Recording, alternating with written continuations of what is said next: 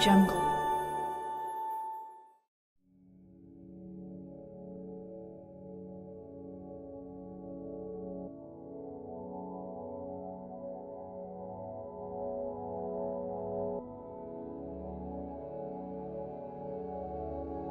Jeremy, you disappoint me.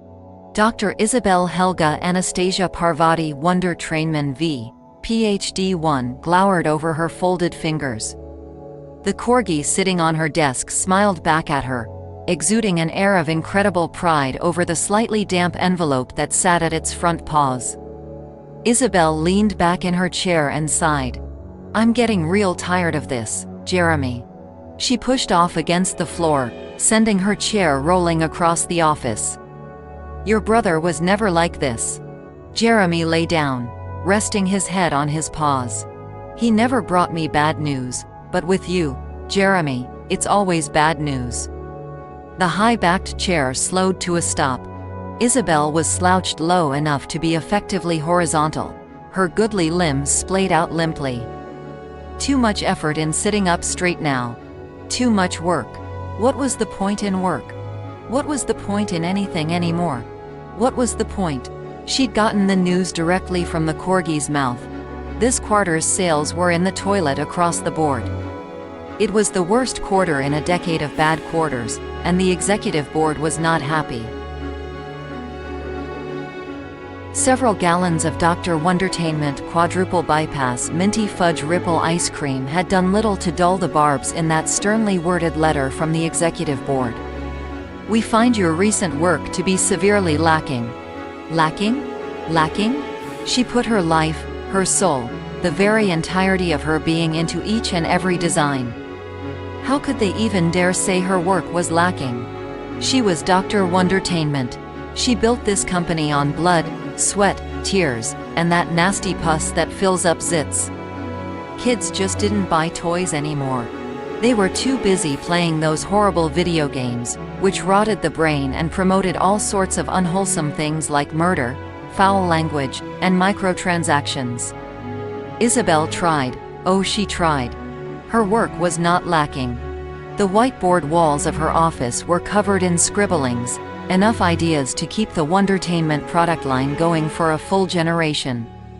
But it wouldn't do any good if the only people who bought her toys were a few odd collectors and the ever-dwindling number of Wondertainment faithful. All that work, all that effort, and no one liked any of her toys. Heart and soul poured out into her work, and the board barks back with a wheezing. The focus groups don't like it. Focus groups. There never used to be focus groups in this company. But there they were, and the executive board loved them dearly. What was the point in putting in her heart and soul if everything was just going to get shot down? Isabel scooted herself back to her desk and turned the chair back around. There was Jeremy. There was the envelope that held the report about how the Wondertainment brand was getting stomped by the factory. The factory. The very thought made all sorts of words bubble up from the recessed folds of her brain. Ugly, angry words like floozy and fudge nugget and sassafrasin and consarnite and butt. Yeah, that was it. The factory was butts. They wouldn't know fun if fun decided it wanted to be a butt hat and roost on top of their head. Actually, that would be a neat idea. A hat for your butt. There are plenty of people who go around without hats anyway. So why not make a butt hat so they can wear two hats? No, what was the point? People would think it was stupid. People would look at the butt hat and go, "Oh, what's this? Some stupid baby toy for babies who poop? I'm not buying this because I am not some stupid baby who poops." But that was stupid because everyone poops, not just babies and ah. She needed more ice cream. A lot more ice cream. Something different. Cotton candy, caramel colada, crunchy frog, good day to die, by chocolate, Bananarama Ding Dong, 5 kinds of Rocky Road medley, Kung Fu Ripple, thoroughly intense vanilla, intro peanut, the buttery end of all things. So many to choose from. Bah! She'd have all of it. Drown herself in ice cream. Isabel nudged the corgi with her finger. Doink. Hey, Jeremy. Go get Jeremy, Jeremy, Jeremy, and Jeremy. I've got a job for you all. The dog's ears perked. Jeremy stood up, hopped off the desk, and scampered out of the office. He returned a moment later with 4 other corgis. They all sat in front of the desk, looking both adorable and expectant. Isabel leaned over and scowled down at them with as much authority as she could muster with her bright cotton candy pink, blue, and purple striped sweater. All right, Jeremy, I need you to go grab the keys and open up the warehouse. Jeremy, you and Jeremy man the forklift. Jeremy, you distract Mr. Security. Jeremy, you make sure the rest don't mess it up. I want literally all the ice cream we have in storage right here, in my office, on the double. The Jeremys barked affirmative in unison and stampeded back out of the office on stubby legs. Isabel sighed and spun around in her chair, slumping back down. Normally this would be fun, and she would be laughing with exceeding joyfulness, but she felt nothing now. Eventually she stopped spinning once more, her gaze coming to rest on the portrait of her father too, Dr. Reginald Filbert Lionel Archibald Westinghouse Wondertainment III, MD, PhD, DDS, Esq. What do you want, Dad? The painting did not answer 3, but it did look very important and mustachioed. He was one of those important-looking mustachioed men who hung around with other important-looking men with mustaches and said things like, yes, quite, and, oh, indubitably. He also looked very disappointed. You never had to deal with video games, Dad. Give a kid one of those things and you have them eating out of the palm of your hand forever. The factory can churn out the same thing every year and they eat it up and spend all their time on the line and they don't buy toys. The painting did not answer. I know you had that trouble with dark, but come on, cut me a little slack. The painting did not respond. Yes, I know you got started by selling kicking cans on street corners, but I'm about to be put back on the street and... The painting did not reply. Shut up, painting of Dad. You aren't my real dad. The painting did not react. What do you want? I'm not as good as you were, Dad. The words hung in the air around her. Not as good. Did she really say that? Yeah, she did. Not as good. Maybe the executive board was right. Maybe she was slipping. Not like she could do anything about it. Bring on the ice cream. The office door opened. Jeremy? Isabel swung her chair around. Jeremy was not there. In his place was a bespectacled and rather professional-looking youngish woman with a clipboard. She was shortish and plumpish with brownish coppery hair kept back in a bun, and a monopoly on the local freckle market. The plastic gears and batteries inside Isabel's head clicked into place as she determined that this newcomer was not only not Jeremy, but had no ice cream. Who are you? Emma Iselthorpe Brown. I'm your new assistant. Isabel blinked. Assistant? She didn't need an assistant. She had Jeremy. I never asked for an assistant. The executive board assigned me here. I have the paperwork right here. Are you here to spy on me? No. Are you here to assassinate me? No. Oh, okay. There was a long, awkward silence, as if an invisible elephant had decided to very slowly walk through the room. Do you need anything, ma'am? Oh, she already had the ice cream on the way. What else did she need? A spoon. Go get me a spoon. Right away, ma'am. She nodded curtly, handing a folded piece of paper to Isabel before exiting. Isabel read the note. Dr. Wondertainment. In an effort to counter your recent drop in productivity, we the executive board have seen it fit to assign you with a personal assistant for the foreseeable future. Ms. Iselthorpe Brown has been judged as overwhelmingly competent in this regard, and we expect that she will serve as sufficient impetus towards improved performance. The Executive Board, Dr. Wondertainment Inc.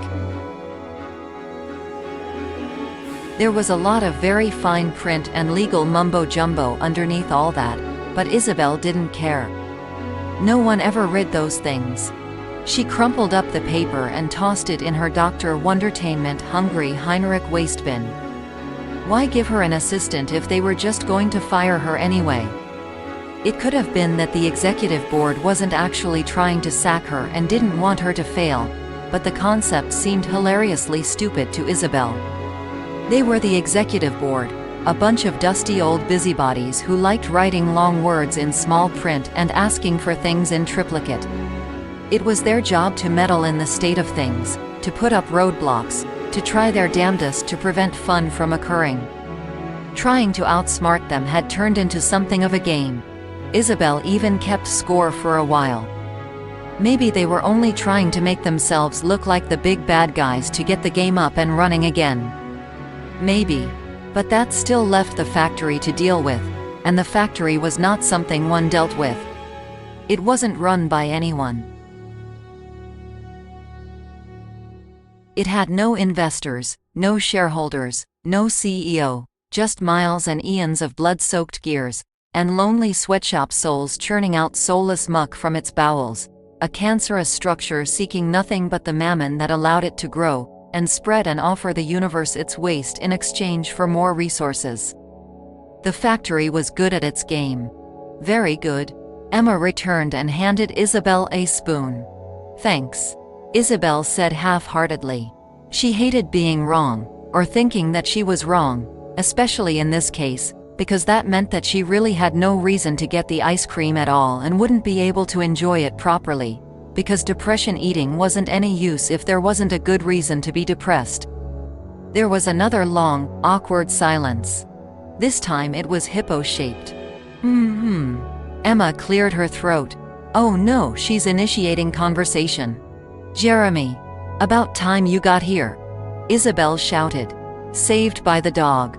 The corgi waddled into the office, balancing a bucket of ice cream on his head, followed by Jeremy and Jeremy, on and on down a line that stretched out of the office door, a little corgi conga conveyor line.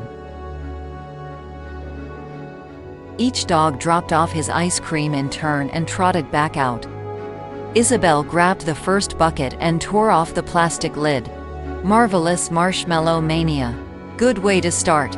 Maybe she didn't need the ice cream now, but Jeremy had already brought it all up anyway, so she might as well eat it. She did so. Another awkward not-quite silence passed in monolithic, cringe-worthy horror. Jeremy continued to bring in more ice cream. Oh, you can have some too, if you want. I've got. She glanced at the growing pile. Bunderbelly Blueberry Bonanza. No thank you. Very wonderful vanilla vampire? No thanks. Napoleon's Neapolitan nepotism? I'm good. Uncomfortably tasty orange explosion? I already ate. Mega meat mystery? No. Suit yourself. Isabel put her feet up on her desk and continued to eat. Emma cleared her throat again. If you don't mind me asking, ma'am, are you planning on working anytime soon? Maybe, when I'm done with all of this. There's quite a lot of it here already. Yeah, and? Not that much. I'll take your word for it. Emma's expression remained unflappably neutral. But I still think it best that you leave the ice cream for another time and focus on your work. Maybe I am focusing on my work? A couple hundred buckets of ice cream to drown my sorrows should be more than enough brain food. She grimaced. Jabberwocky sneezy knee socks. There. Ideas. Not a very marketable one. Way to ruin the mood. Negative Nancy. Emma, I can see why you'd be concerned, but Jabberwocks need knee socks sometimes, especially in the winter when they get the snifflies and the sneezes. Ma'am, if I may make a suggestion, perhaps a more marketable toy would be appropriate. Not you too. The board is bad enough with that. That's factory talk, and they're driving us out of business with their battle duties and their birdvols. There might be something that can be done about that. The spoon paused. Explain. The factory is, effectively, an unthinking force. Something like an animal, right? Right. A person can't talk with a bee, but a bee can talk with a bee, so to speak. So, we shoot bees at the factory. No. The factory is bees, here. Okay, factory is bees. But bees. We, the people, want to talk with the factory, the bee, but can't, because we're people and it's a bee. So, in order to deal with the factory, you just have to speak their language. Speak their language. Wait, that's it. That's it. How did I not see it sooner? That's it. Isabel leapt off the table, tossing the bucket of ice cream across the floor, and grabbed Emma by the shoulders. A manic smile lit up her face. That's it. We take the factory's game and use it against it. It's the last thing they'll expect from goofy old Wondertainment. Thorpe, you're a genius. Isabel planted an overwrought and slightly off-center kiss on her assistant's face before leaping away, pirouetting, and moving into a little victory dance. Emma wiped her face on her sleeve. Corporate sabotage. Isabel continued dancing. That's what we'll do. We sneak into the factory itself, mess everything up, and run away laughing, and then we hit them with the biggest and best toy line in Wondertainment history. It'll be a co-op de grace. She clapped her hands together, stopping the dance. Oh, this was good. The game was back on. She'd show the board, she'd show the factory, she'd put Wondertainment back on the map. The doctor was no pushover, she'd prove that. Steel yourself, Ms. Thorpe. Isabel grinned. It was a wild, childish grin, the kind of grin that came with schoolyard scheming and various puerile pratfalls. We're about to embark on adventures in capitalism. She struck a dramatic pose to emphasize the point, one arm pointing skyward, the other one pinning Emma in a headlock. Emma did not look particularly pleased by any of this. I'll start packing the Wondermobile. Excellent. Isabel made a triumphant fist. Jeremy. To the laboratory 5. The corgis froze, and in unison dropped their ice cream. More of them poured into the room, swarming about in a vast furry carpet. Isabel spread her arms wide and fell gracefully onto their backs, laughing maniacally as they ferried her away out of the office. Emma waited patiently for the last dog to depart before leaving, and took a quart of papal papaya on the way out. This content is Creative Commons. Relevant attribution can be found in the description. Thanks for watching.